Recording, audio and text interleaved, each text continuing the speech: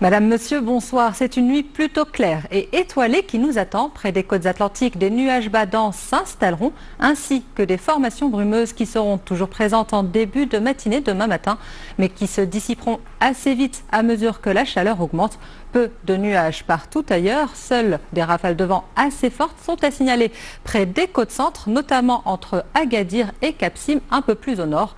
L'après-midi, le ciel se couvre davantage sur l'Atlas, le sud-est et le sud de l'Oriental, avec un temps chaud persistant sur ces mêmes régions. Ailleurs, vous le constatez, le ciel sera très lumineux.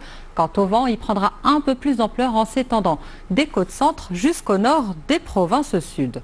On retrouve pour demain matin des températures de saison avec près de 18 degrés en minimale à Ifrane, comptez 24 à Oujda et 20 à Tanger, Rabat, Casablanca et Safi.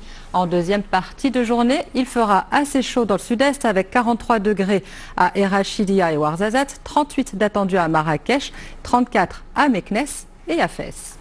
Et le beau temps continue pour les prochaines 48 heures. Mercredi, toujours des nuages bas et formations brumeuses sur le nord-ouest des provinces sud, ainsi que sur les plaines atlantiques nord et centre en début de matinée.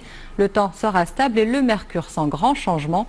Idem pour jeudi, il se pourrait que les températures maximales soient en légère hausse. Si nous avons passé quelques vagues de chaleur depuis le début de l'été, ce n'est pas le cas pour une grande partie de l'Europe qui est toujours en proie à des températures exceptionnellement élevées.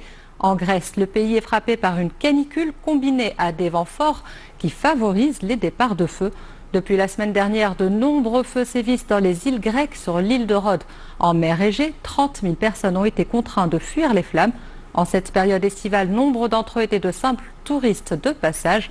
Le bilan aujourd'hui est dramatique. Plus de 40 000 hectares de forêt ont été brûlés, ce qui représente un tiers de l'île. Malgré la lutte acharnée des pompiers, les incendies ne faiblissent pas et de nouveaux foyers s'embrasent ailleurs dans le pays. Voilà tout pour ce soir. On se retrouve demain soir pour un nouveau point. Excellente soirée à tous et à demain.